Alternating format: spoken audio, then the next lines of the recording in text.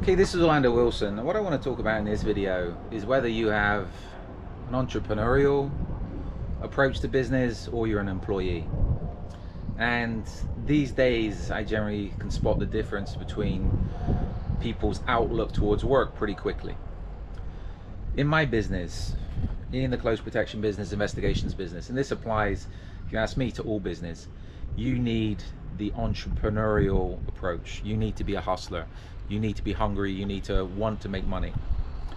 Now, I come across too many people that say they want to make money, but they generally just want to collect a paycheck.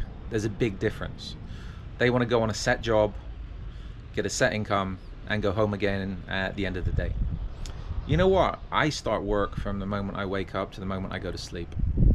I'm constantly looking for work. I have to be. If you're in my business, the close protection business, the investigations business, you need to constantly be looking for contracts. Contracts tend to be short term. You can make good money, but when that contract comes to an end, you need to be looking for other work. It's a business. To me, and this is generally the people I deal with, if you're in the close protection business, if you're pushing yourself off as a professional, you need to be a hustler. You need to be able to bounce from job to job, do the job well, and then you'll have more jobs lined up. Same with the investigations business. In the close protection business, generally residential jobs can last a long time. I know some that's gone on for multiple years with the same service provider. The jobs are run very well.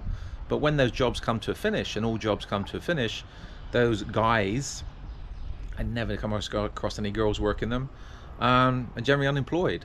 And their options are to go and be security guards, which they've been doing for a number of years anyway. They just wore a suit and tie.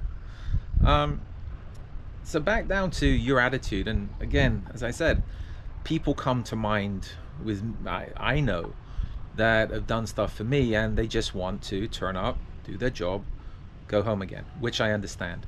This is usually something prevalent in ex-military guys and ex-police guys. Why? They're used to working for a salary. They're used to holidays. They're used to lunch breaks. In the close protection business, if you're working, it can be a 24-hour job, 24/7, and you work. You're on call. It's not, okay, I've done my shift, I need to go home. I know one job in London where somebody done that, where an ex-cop was working a shift, his 12 hours were up, the guy coming to relieve him was late, so he just went home. His shift was up. He thought he was going to get paid. He got his ass fired, and rightly so. But in his mind, he's signed up for a shift, or how many hours he's going to be working. That's it, went home again. He had the employee mentality. Now, in this business, and I've said this in other videos, if you're in the close protection business, your long-term plan needs to be, in 5 years, I'm going to set up my own business. And I had this conversation with somebody last night, and they're scared or shy to set up their own business. And they're saying, well, other people are in a better position I am. Yeah, the other people are in a better position because this person's too lazy to get off their ass and start making moves.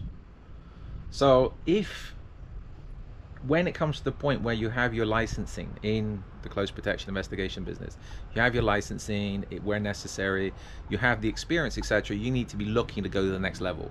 You know what? People are not going to tell you it's time for you to go to the next level. You need to get off your ass and start doing it for yourself. This is where you need to start hustling. I know people, some of the people I know that's come off with some very, very good jobs have not been qualified for those jobs. They've just had the balls to put themselves forwards, and once they get the job, some of them I know were professional enough to go and get professional help to how to run the jobs, manage the jobs, etc. And they've done well for themselves. They've made good money. Some idiots will punch above their weight, and if they land a contract, they'll screw it up completely because they don't know what they're doing. But this is where it's not being, how can I put it? You don't want to be limited by what you think you can do. If you see something, if you see an opportunity, you must take it. That's it. If you have the entrepreneurial attitude, you will see an opportunity and you will go for it. You'll work out how to work things out, how to set the companies up, how to get the personnel, how to put your pitches forward, etc., etc. But that's part of the business. And if you're too afraid to do that, then in my opinion, you have the employee mentality. You just want to sit on your ass and collect a paycheck.